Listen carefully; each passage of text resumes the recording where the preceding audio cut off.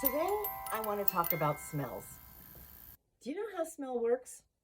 Well, I'm here to tell you. The thing that you're smelling, whatever it is, gives off what are called nanoparticles.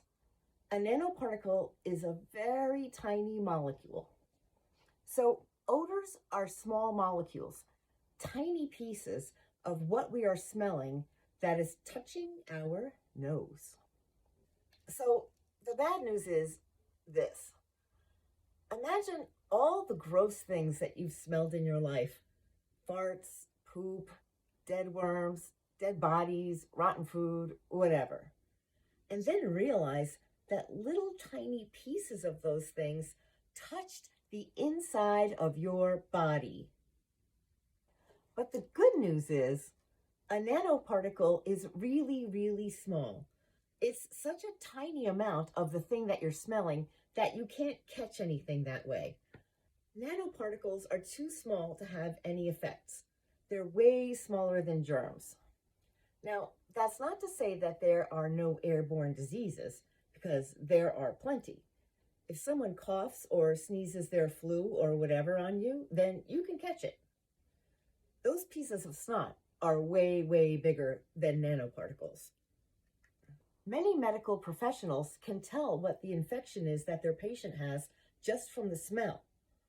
You need a lot of experience to learn this, but they don't catch the infection from smelling it. You would have to get your nose way into whatever it is to pick up actual bacteria through your nose. So you can smell an infection, but you'd have to stick your nose in it to get sick. Now, about masks, and I'm only talking about N95 masks. The other types of masks are not really that useful, although they can sure catch snot if somebody is sneezing or coughing on you. But with regular masks, a lot of germs can still get through. This is an N95 mask that can keep out all kinds of tiny particles.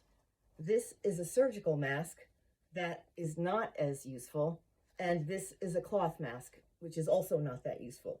But like I said, they're definitely effective at catching snot when people sneeze and cough on you. Some smells are small enough to get through an N95 mask, but others are not. But that doesn't mean that you can catch whatever it is that you're smelling.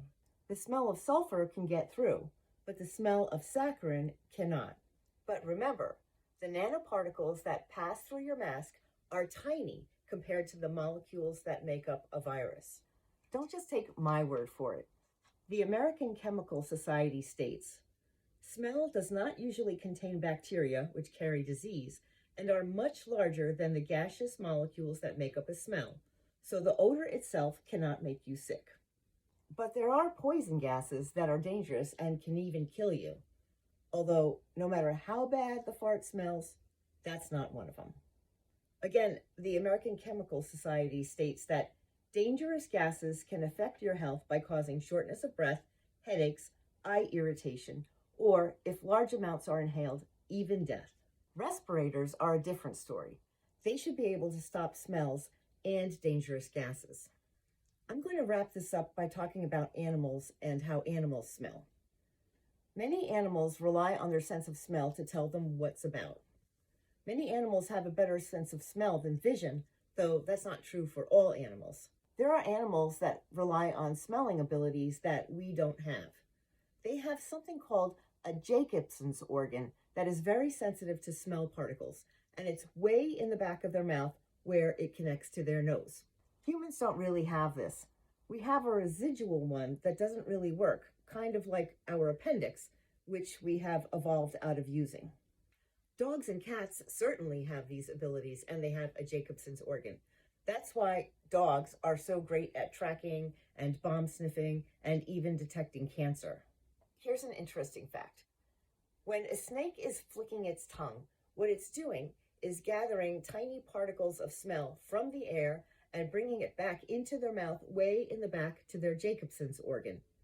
So they flick their tongues a lot when they're stressed so they can figure out what the danger is. So when I go into the room where my pet snake Binky lives, he starts flicking his tongue because he wants to know whether it's just me or whether I've brought his dinner with me.